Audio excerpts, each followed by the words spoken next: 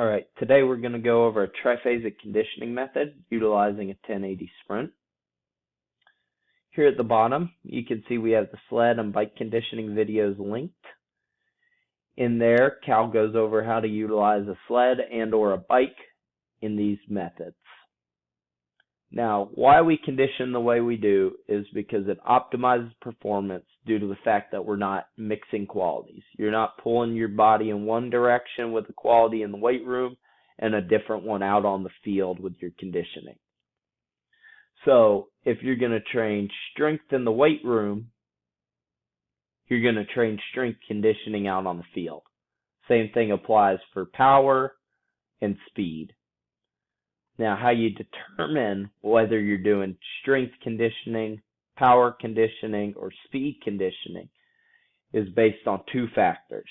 The distance covered in the 10 seconds and the resistance you set up on the 1080 sprint. So, if we look at speed conditioning, you'll have around 8 to 10 kilos on your 1080 sprint. And then to determine the distance, you'll look at either the athlete's 40-yard dash, 20-yard dash, or pro agility time to fall into a category. So let's say you have an athlete who runs a 4 or 5 40. You would go to 40-yard dash, find where they fall under. In this case, it's less than 4.85. So this athlete in 10 seconds would have to cover 71 to 75 yards. And it should be that distance range at the very end of the 10 seconds. So, with this, we do 8 to 12 reps. The rest is 50 seconds to 90 seconds. Cal goes into more detail in the other conditioning videos as to why that is. So go check those out if you want more details on the why of the reps and rest. Then if we look at the power conditioning, we up the load to about 12 to 15 kilos, and you can see the distance drops.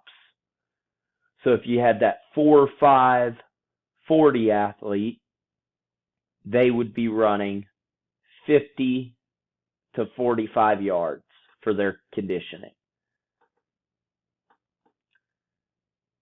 And then if you go to strength, the load bumps up to 25 to 30 kilos.